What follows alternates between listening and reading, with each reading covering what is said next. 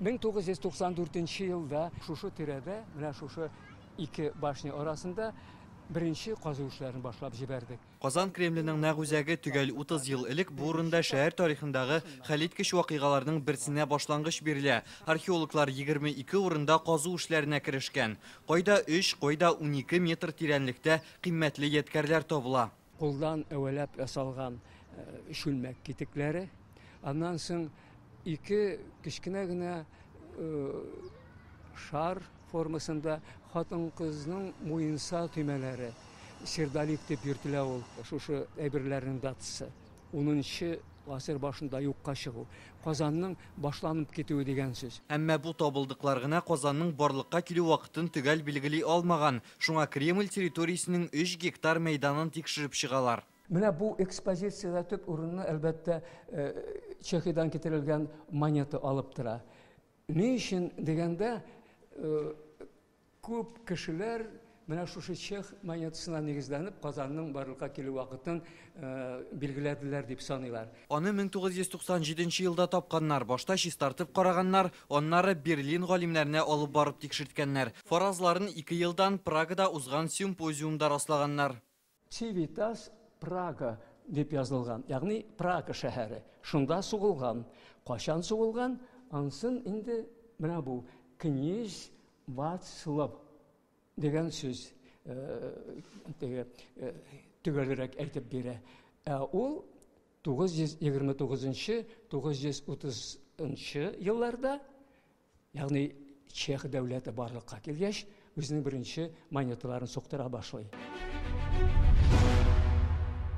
Бертөкләп җыелган дәлилләр ярдәмендә Казанның 1005 елда барлыкка килүен раслауга ирешкәннәр. Бу тарихчыларга шәһәрнең халыкара сәүдә үзәге булуында дәлилләргә ярдәм иткән. Хәтта Англия территориясеннән, Бөек Британия территориясеннән безнең якларга килеп йөргәннәр икән. Фаяз Хуҗинның археология белән шөгыльләнә башлауына быел 50 ел була. Башта биләрдә борынгы мөселман каберләрен тикшерү эшләрендә катнашкан, аннары Казан Кремлендәге экспедицияләрне җитәкләргә туры килә. Birinci қазу эшләрен башлап җибәрде минем остазым Альфред Хасанович Халиков, профессор.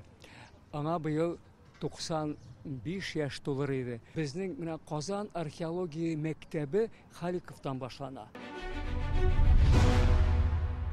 Хәзер республикада 100 археолог исәпләнә. Фондларда казу эшләре вакытында табылган 500 мең экспонат саклана. Алар ел сайын 30 мең ядкар белән тулыланып бара. Күп кенә тарих белән бәйле чырлар язма чыганакларда сакланмаган.